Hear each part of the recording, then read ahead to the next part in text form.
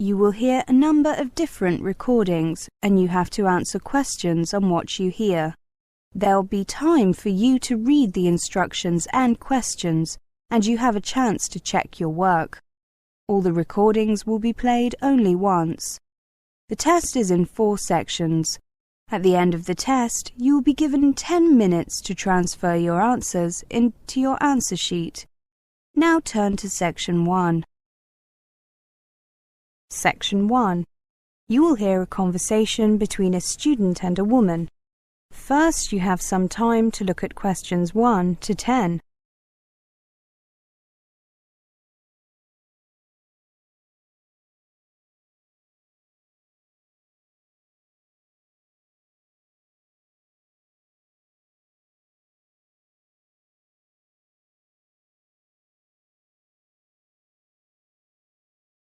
Now listen carefully and answer questions 1 to 10. Good afternoon. I'm considering applying to your university and would like to ask you some questions. Of course, take a seat. Which course are you thinking of applying for? Southeast Asian Studies. I see. Do you have a copy of the university prospectus? Yes, I do. I downloaded it. So, you know that it's a 4-year course, including 1 year living and working in the region? Yes, the A-level entrance requirement is BCC, right? Yes, but on average our students have 3 Bs. Are there any restrictions on the subjects that I take at A-level? No, but we find that students studying politics, economics, history, geography or languages tend to find their first year easier. A background in at least 2 or 3 of those subjects is advantageous. I see. I'm not studying politics or languages, but I am taking the other 3 at A-level. Are languages an important part of the course? You see, I'm not very good at them. Languages are not a compulsory part of the course. They're optional each year. However, because students spend a year abroad, we strongly recommend that students take one for at least a year beforehand. However, there is a language lab that students are free to use during the day, regardless of the subjects they're taking. Which languages are offered? We have 5 on offer: Vietnamese, Burmese, Thai, Indonesian and Tagalog. They can be taken in the 1st, 2nd and 4th years. During the 3rd year, students are expected to learn the basics of the language spoken wherever they're spending their year abroad. I see.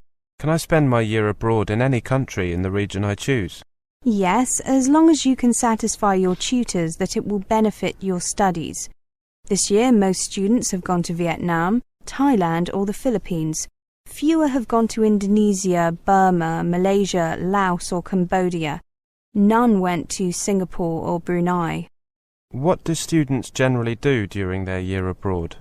The vast majority help on aid projects, especially helping with water supply and sanitation in rural areas. Others get involved in teaching English or in business, particularly the logistics side of things. A small minority get jobs translating or checking translations. That's quite well paid, but your language skills have to be up to scratch. Good. I was attracted by the idea of teaching English or doing aid work.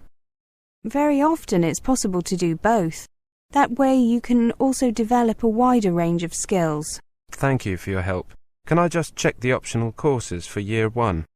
The only choice in Year 1 is a language or a project where the student creates a portfolio of background information on the countries of the region.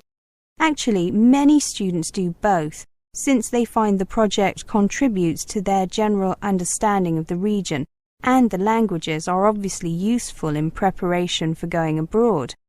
However, students are only assessed on either the language or the project, and are free to choose which one. Got it. And could you tell me about the scholarships that are available from the department? It says in the prospectus that there are some in addition to the ones offered by the university. Sure. Actually, I've printed out a list. Here you are. Nothing is available for first-year students, but thereafter scholarships are awarded for high overall grades and also for linguistic skills. There is a smaller discretionary award for non-academic contributions. Well, thank you very much for your help. That is the end of section 1.